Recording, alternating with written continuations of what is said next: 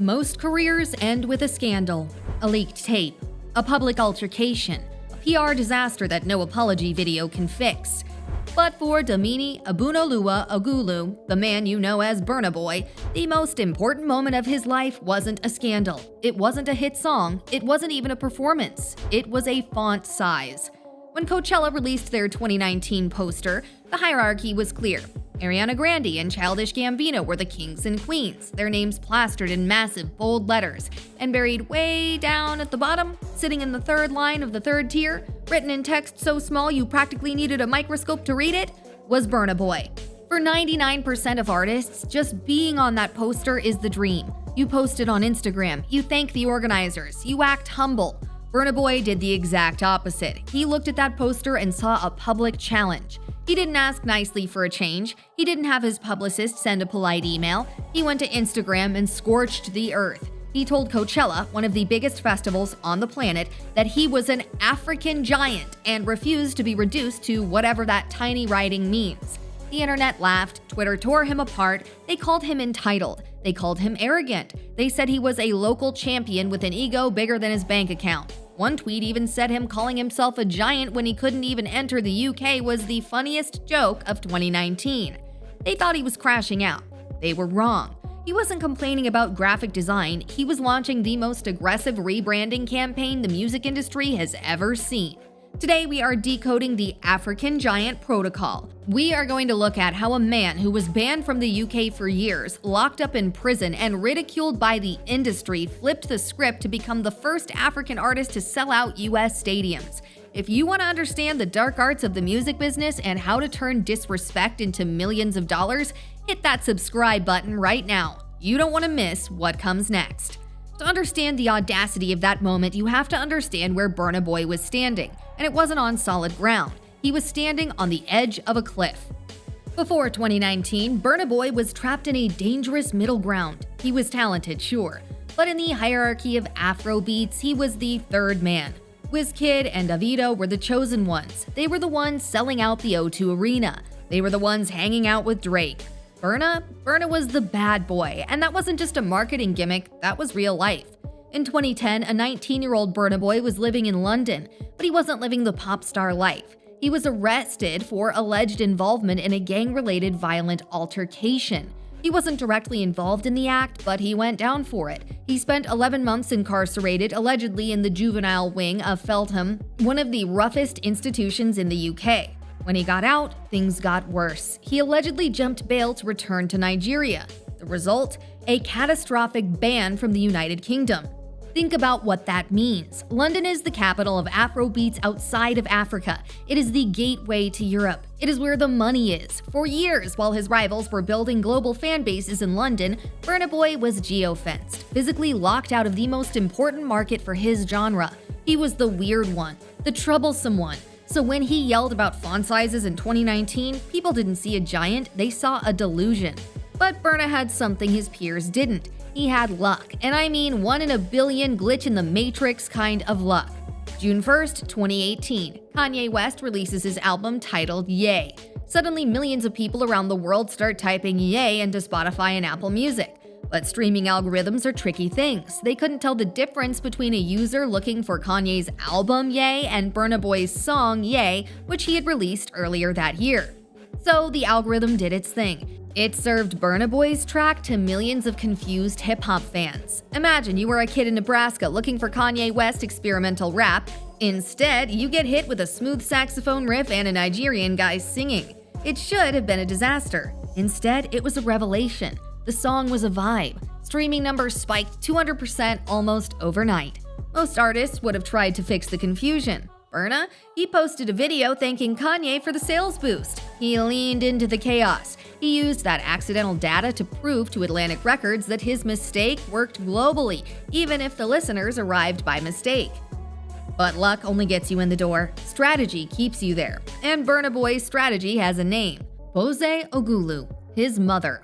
Calling her a momager is an insult. She is the architect. See, Bose Ogulu isn't just a supportive parent. She is the daughter of Benson Idoniji. Who is that? Only the first manager of Fela Kuti, the literal creator of Afrobeat. This is the secret weapon. Burna Boy didn't just adopt the revolutionary aesthetic, he inherited it. He is the spiritual grandson of Fela Kuti. When he acts aggressive or speaks out against Western imperialism, it doesn't feel like a marketing stunt, it feels like a bloodline obligation. Bose Ogulu built an iron dome around him. She handles the corporate sharks, she manages the 40-person touring team, she lets Burna be the erratic creative monster he needs to be, while she executes the business with military precision. And then there was the sound. While the rest of the industry was running toward Afrobeats, computerized loops, heavy auto-tune, DJ sets, Burna ran the other way. He called his music Afro-Fusion.